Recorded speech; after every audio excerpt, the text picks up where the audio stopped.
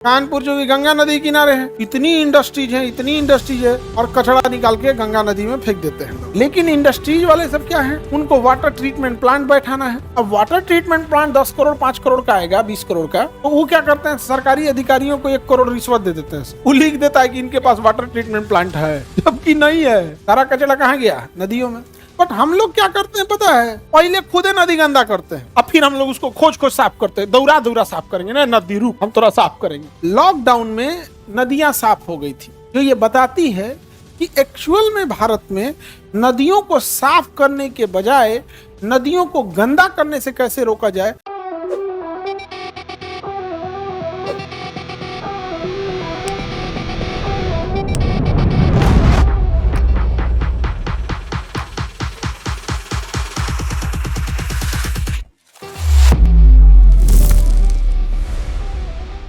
गंगा नदी में जो प्रदूषण का लेवल आता है, कानपुर जो भी गंगा नदी किनारे है, इतनी इंडस्ट्रीज है और कचरा निकाल के गंगा नदी में फेंक देते हैं लोग। देखिए, भारत में या दुनिया में कहीं भी जहां से नदियां साफ हुई है ना, जैसे जर्मनी है, उससे ज्यादा इंडस्ट्रीज कहीं है।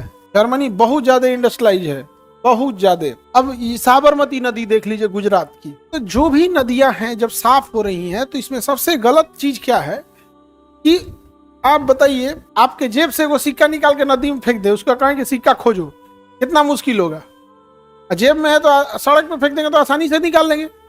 अब आप बताइए, फैक्ट्री से, घर से, शहर से कचरा नदी में फेंक देता है सब, और वो जा रहा है जो नदी साफ करने। ये तो गजब बात है भाई। कचड़वा पूरा पटना शहर का नाली कहाँ जा रहा है? गंगा नदी में। जितना इंडस्ट्रीज है कहाँ जा रहा है? गंगा नदी में। आप फेंक दिए गंगा नदी में, गंगा नदी को नाश दिए, और जा रहे हैं हम गंगा नदी साफ करने के लिए।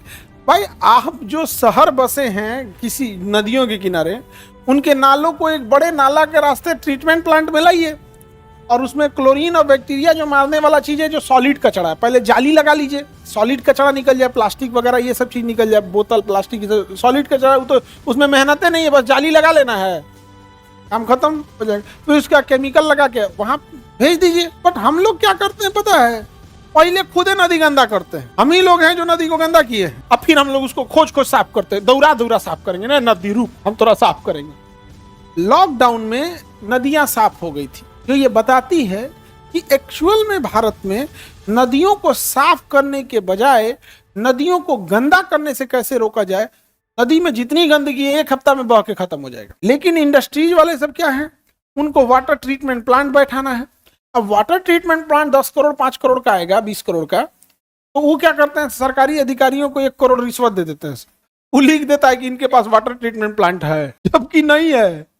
लेकिन क्या लिख दिया है, सारा कचरा कहाँ गया? नदियों में। तो सर, बनारस में भी यही होता है, कमोबेश हर जगह का यही कंडीशन। वो एक ना करप्शन कल्चर बन गया है। करप्शन क्या हो गया है? कल्चर बन गया।